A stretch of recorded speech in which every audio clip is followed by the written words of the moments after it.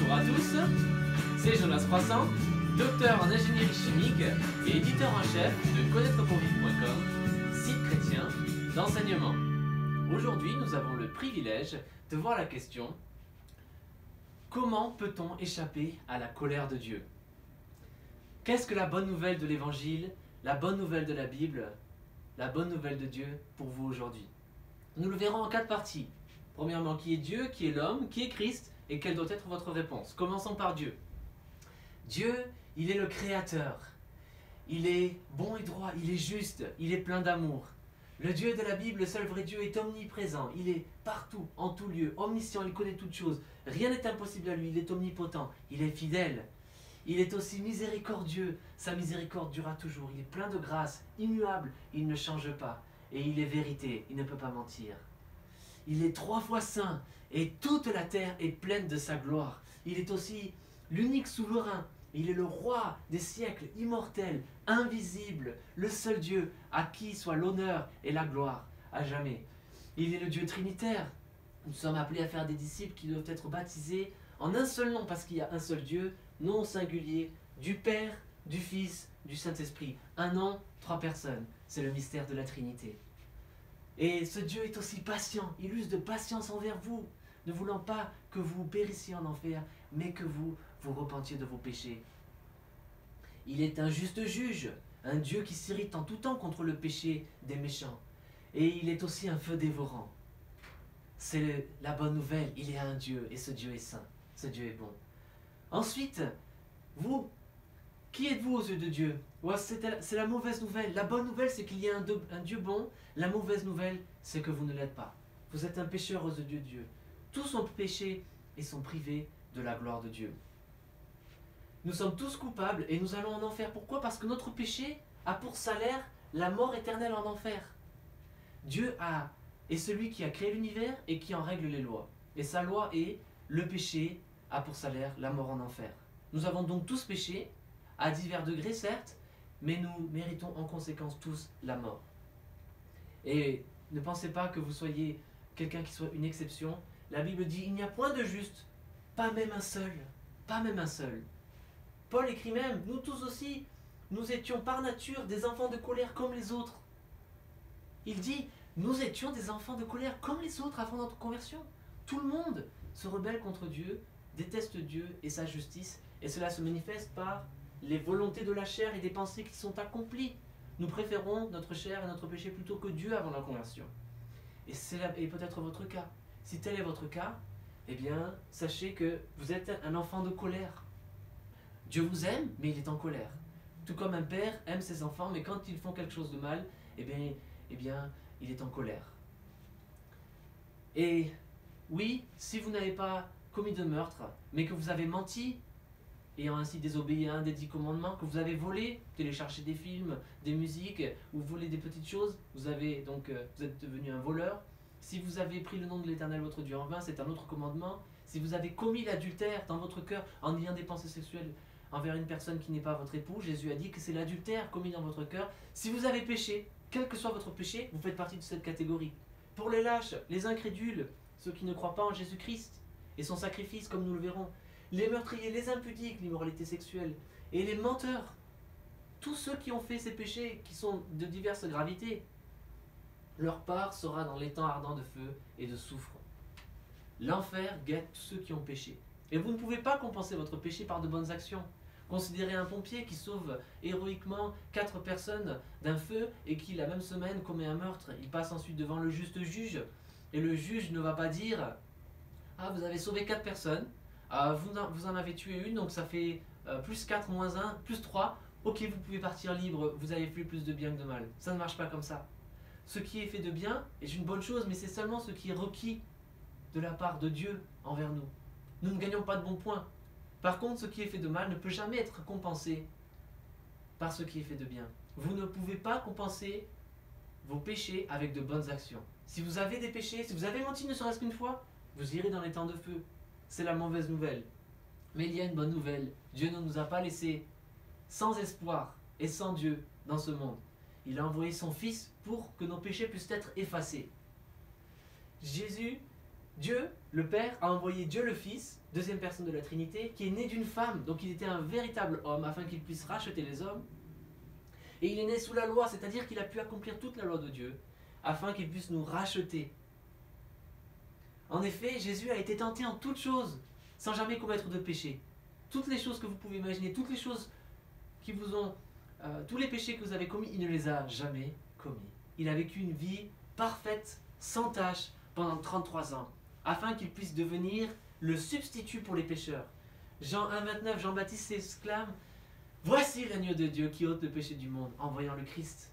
Le Christ, c'est le seul qui peut enlever votre péché. Vous ne pouvez pas le compenser avec le bien. Vous devez avoir ce péché effacé. Vous avez deux options. Soit vous irez en enfer pour être jugé pour vos péchés, soit Jésus-Christ a subi l'enfer sur la croix à votre place pour effacer vos péchés. C'est ce que dit 2 Corinthiens 5, 21. Christ n'a point connu le péché. Il n'avait donc pas de salaire qui est la mort. Il ne méritait pas de mourir. Il était innocent. Et Dieu l'a fait devenir péché pour nous. C'est-à-dire qu'à la croix, Christ a porté tous les péchés de ceux qui se confient en lui. De sorte que Dieu l'a abandonné à la croix. Il a dit: mon Dieu, pourquoi m'as-tu abandonné? Il était véritablement abandonné. Parce que quand Dieu le voyait, il voyait moi, mon péché, vous, votre péché. Et Dieu, détestant le péché, eh bien il a abandonné Christ et toute sa fureur est tombée sur lui. Il a subi l'enfer à la croix pour tous ceux qui se confient en lui. Et toutes les bonnes actions de Jésus, sa vie pure, pendant 33 ans, elle nous est donnée afin que nous devenions en Christ justice de Dieu. Il y a donc deux transferts. Mon péché est transféré à Christ sur la croix et il a été jugé à ma place. Et là, les bonnes actions de Jésus-Christ sont transférées envers moi. Je deviens, quand Dieu me regarde, il voit Jésus-Christ. Il voit un enfant, il voit Christ en moi. Et je suis donc épargné de la colère de Dieu. Et à la croix, Jésus-Christ s'est chargé de tous mes péchés. Il y a une substitution, il est mort, lui le juste, pour les injustes, dit l'Écriture. C'est votre seul espoir. Comprendre que vous avez péché devant Dieu, vous êtes condamné à l'enfer, parce que Dieu ne fait pas de distinction, tous sont péchés. Mais vous avez un espoir. Jésus peut porter votre péché pour que vous soyez épargné de la colère de Dieu. Jean 3,16. Oh, car Dieu a tant aimé le monde. L'amour de Dieu est absolument incommensurable. Rendez-vous compte, il a donné son Fils innocent, son Fils parfait, son Fils bien-aimé, son Fils en qui il avait mis toute son affection. Il l'a donné et il est mort pour des ennemis, des personnes qui le détestaient, des personnes comme vous et moi. Dieu a tant aimé le monde qu'il a donné son Fils unique afin que quiconque croit en lui ne périsse point mais qu'il ait la vie éternelle. Vous n'avez pas à aller en enfer, vous pouvez avoir la vie éternelle et il vous faut croire en Jésus-Christ et à son sacrifice.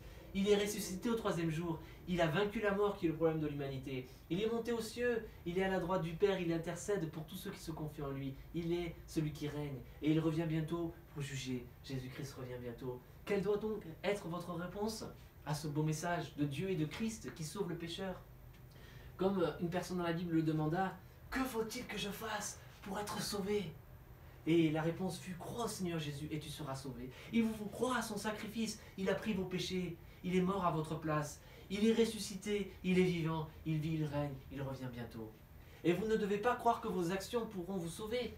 Car c'est par grâce que nous sommes sauvés, par le moyen de la foi. Et cela ne dépendra pas de vous si vous êtes sauvés. C'est le don de Dieu. Ce n'est pas par les œuvres, les bonnes actions, afin que personne ne se glorifie ou se vante. Ce n'est pas la foi plus les œuvres qui amène le salut, c'est la foi qui amène le salut plus les œuvres. Telle est l'équation. Vous ne devez pas ajouter vos œuvres pour être sauvé, mais si vous êtes vraiment sauvé par la foi, vous aurez des œuvres. Acte 2,38, repentez-vous et que chacun de vous soit baptisé au nom du Seigneur Jésus-Christ pour le pardon de vos péchés. Il faut se repentir, il faut changer de vie. Je vivais pour moi, pour le péché, de façon égoïste, et je dois me tourner maintenant et vivre pour Dieu, marcher en nouveauté de vie. Imaginez-vous une femme qui a été trompée par son mari, qui vient à l'apprendre et qui le confronte et il lui dit: je suis désolé, c'était un moment de faiblesse, je ne le ferai plus jamais.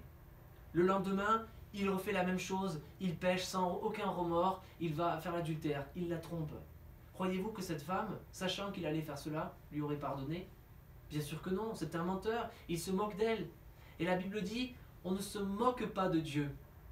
Il est celui qui juge les cœurs, il connaît toutes choses. Vous ne pouvez pas dire « je veux le salut en Jésus-Christ, je veux être pardonné de mes péchés, je veux la vie éternelle et vivre comme un démon, et vivre comme quelqu'un qui se fiche complètement de Dieu. » Nous sommes appelés à nous repentir, à avoir une contrition du cœur, à reconnaître « Seigneur, mon Dieu, mon Père éternel, je t'ai offensé, aie pitié de moi, aie pitié de moi. » Parce que Jésus-Christ est mort à la croix pour effacer mes péchés, je le crois, aujourd'hui. Et la Bible dit « aujourd'hui est le jour du salut. » Repentez-vous et croyez en Jésus-Christ et vous serez sauvés.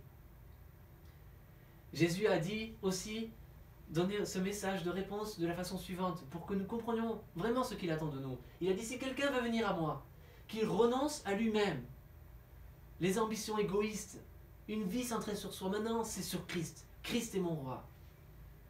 Qu'il se charge chaque jour de sa croix. Oui, la vie chrétienne n'est pas facile.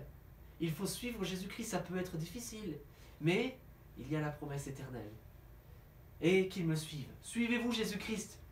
Ne dites pas, oui, je suis chrétien, je suis dans une famille chrétienne, oui, je connais la Bible. Ce n'est pas la question. Suivez-vous Jésus-Christ. Est-il votre Seigneur?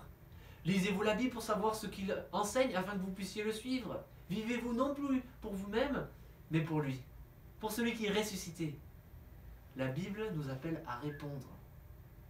Croire au Sauveur et au Seigneur Jésus-Christ, à son œuvre rédemptrice, sa résurrection, et le suivre, et le servir de tout notre cœur, avec reconnaissance. Et voici la promesse. Je ne mettrai pas dehors celui qui vient à moi, dit Jésus-Christ. Et il n'y a plus de condamnation pour tous ceux qui sont en Jésus-Christ. Vous ne serez plus condamnés en enfer. Vous êtes passés de la mort à la vie. Nous avons donc répondu à la question comment échapper à la colère de Dieu en 4 parties. Nous avons vu que la bonne nouvelle, c'est qu'il y a un Dieu, et qu'il est saint et juste. Il est amour. Mais vous avez péché. Vous êtes une personne séparée de Dieu et sous sa colère. Dieu a pourvu un moyen pour que vous soyez réconciliés avec lui. Troisièmement, il a donné son Fils Jésus-Christ, qui a vécu une vie parfaite et qui est mort à la place de tous ceux qui se confient en lui et qui est ressuscité. Et quatrièmement, vous devez vous repentir. En résumé, vous devez croire en la personne et en l'œuvre de Jésus et vous repentir. C'est le message magnifique de l'Évangile et vous serez sauvés. Si vous n'êtes pas chrétien, je vous en supplie aujourd'hui, soyez sauvés, acceptez Jésus-Christ. Vous pouvez aussi aimer notre page Facebook, devenir abonné à notre chaîne YouTube, joindre le groupe chrétien sur Facebook Disciples de Jésus. N'hésitez pas à visiter notre site connaîtrepourvivre.com dont la devise est « Connaître Dieu et sa parole pour vivre à sa gloire ». Vous pouvez vous abonner à la lettre de nouvelles. Enfin, que la grâce de Dieu, que la grâce de Jésus-Christ, l'amour de Dieu et la communion du Saint-Esprit soient avec vous tous. A bientôt pour de nouvelles vidéos.